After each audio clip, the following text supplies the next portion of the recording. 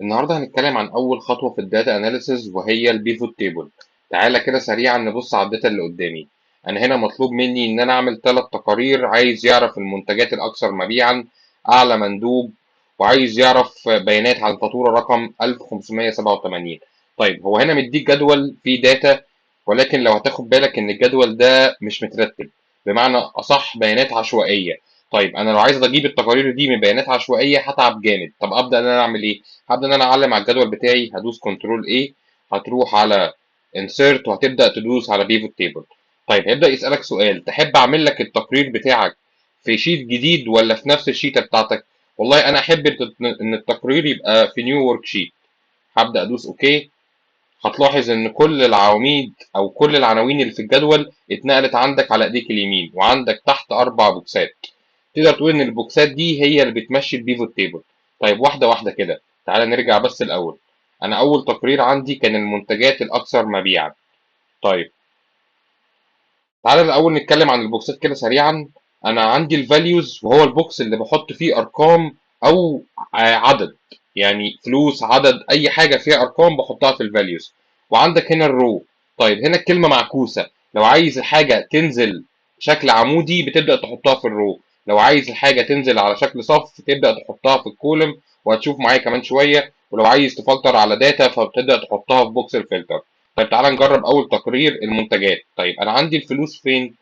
والله انا عندي الفلوس في قيمه الفاتوره، فهبدا ان انا اعمل دراج لقيمه الفاتوره وابدا احطها في بوكس الفاليوز. طيب انت ايه تاني حاجه عندك؟ والله انا عايز اعرف ايه المنتجات الاكثر مبيعا. هبدا ان انا امسك اسم المنتج واعمل له دراج واحطه في الرو. بمنتهى البساطه الاكسل خلص لك شغلك، وكمان قال لك ان اجمالي مبيعاتك الرقم ده من غير ما تتعب ومن غير ما تعمل اي حاجه. طيب لو ملاحظ معايا كده، لما بتفتح بيفوت تيبل الاكسل بيفتح لك تبويب جديد اسمه بيفوت تيبل انالايز، ويبدا يديك التولز بتاعت البيفوت تيبل. طيب هو انا لو مش عايز ابص على ارقام مثلا، وعايز ان انا اعمل رسم بياني يحدد لي حاجه معينه، هبدا ادوس على بيفوت تشارت. طيب انا اكتر رسم بياني مناسب معايا وهو رسم بياني الكولوم. هنعمل فيديو تاني ان شاء الله هنتكلم عن بقيه الرسومات البيانيه بتاعتنا. طيب هدوس على الكولوم وهدوس اوكي. هتلاحظ معايا ينزل لك رسم بياني بيقول لك ان اعلى منتج عندك هو منتج اليو ومنتج الاف. طيب هو جاب لك قرار بمنتهى البساطه وفي وقت قليل جدا. طيب انا مثلا عايز اعمل تقرير تاني، انا عايز اعرف مين اعلى مندوب تحقيقا للمبيعات. طيب هرجع على البيفوت تيبل بتاعتي. هتلاحظ هنا ان البيفوت تيبل اختفت. طب عايز ارجع البيانات تاني، هتدوس في اي حته هنا هتبدا ترجع تاني. طيب هنبدا ان احنا نشيل التقرير بتاعنا ونعمل تقرير جديد. احنا قلنا عايزين ايه؟ عايزين والله المناديب الاكثر مبيعا. طيب هبدا ان انا اخد اسم المندوب هنا احطه في الرو.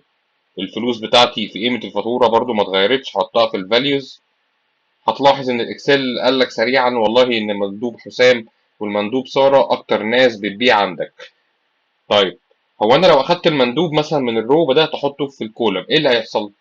والله هتلاحظ هنا ان الاكسل بدل ما كان بيعرض لك الداتا بشكل طولي، لا هو بيعرضها على شكل صف.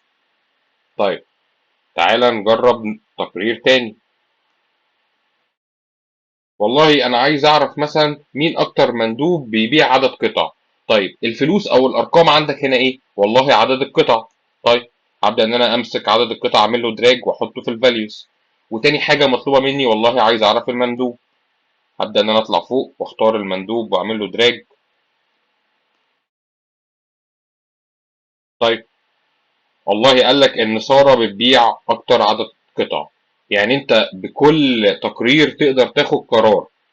طيب احنا حتى الان ما استخدمناش اي معادلات، احنا البيفوت تيبل هي اللي بتطلع لي كل الداتا اللي انا محتاجها. هنبدا ان احنا نروح على المطلوب الثالث بتاعنا، وهو هنا عايز يعرف بيانات عن فاتوره رقم 1587. طيب انا هنا هبدا ان انا امسك رقم الفاتوره واعمل له دراج في الفلتر. وتعالى مثلا نقول ان انا عايز يرجع لي ببيانات المندوب اللي بايع الفاتوره. لا وكمان عايز يرجع لي باسم المنتج اللي جوه الفاتوره اللي انا عايزها. هبدا امسك اسم المنتج واحطه في الكولا. طيب كل اللي عليك انك هتطلع هنا وتبدا تختار رقم الفاتوره. والله انا عايز رقم الفاتوره ده. هدوس اوكي. الاكسل في اقل من ثواني كمان قال لك والله اللي بايع الفاتوره دي حسام، وبايع جواها منتج اليو. لا بلاش، انا مثلا عايز اختار فاتوره تانية. دوس اوكي. المره دي بيقول لك لا، يحيى اللي بايعها وبايع جواها منتج اليوم. طيب، البيفوت تيبل عملت لك ايه؟ هي لخصت لك الداتا وعملت لك تقرير سريع، من غير ما تحتاج انك تحسب ومن غير ما تحتاج ان انت تستخدم اي دوال. وكده احنا خلصنا الجزئيه الاولانيه للبيفوت تيبل.